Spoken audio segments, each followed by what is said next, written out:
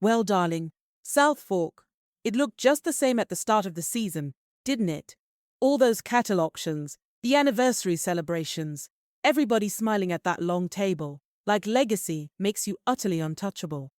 But, oh, season 2 made one thing very, very clear. This house wasn't cracking from the outside. No, it was cracking from within. It all starts with a return, doesn't it?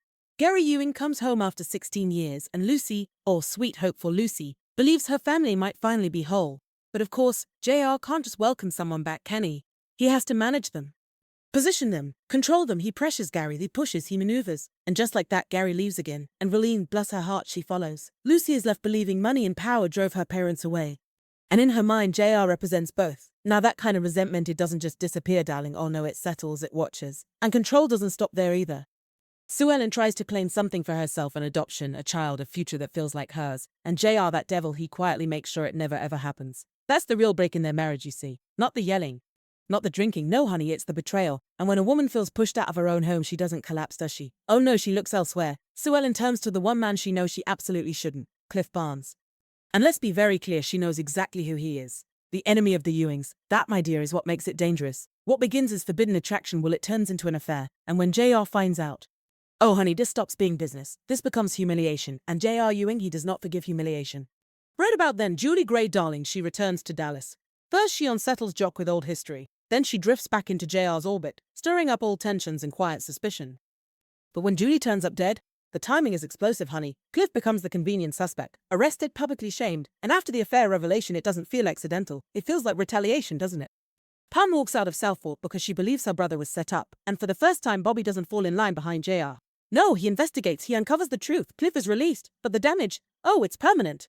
Cliff doesn't retreat, no. He takes power through the Olem and chooses ambition over Sue Ellen. And now the war, darling, it moves to land deals and drilling rights. Every move answered with another. Because here's the truth, Cliff believes the Ewing Empire should have been his by birthright, and JR believes the Barnes name has always been a threat, so the retaliation becomes relentless, just like that. Inside the house, the foundation keeps shaking. Jock suffers a heart attack. Bobby is kidnapped. A plane crash nearly takes both sons. And every single time, it's Miss Ellie who steadies Southfork. Oh, she stands up to Jock over her dying brother. She questions JR's treatment of Sue Ellen. The moral center of that ranch, darling, it quietly shifts, and it shifts toward her. Meanwhile, Lucy is watching all of it. A runaway birthday, a charming thief, a broken engagement. She tests freedom the wrong way. But by the end of the season, she corrects herself. She chooses school. She chooses self-respect, darling. The youngest Ewing, she grows up while the adults spiral. And then, oh dear, Sue Ellen collapses. The drinking, the resentment, the humiliation, it all converges in a sanitarium and an emergency birth. The family gathers in a hospital corridor where Legacy suddenly feels quite fragile. Will she live? She does. A son is born, darling. John Ross Ewing III.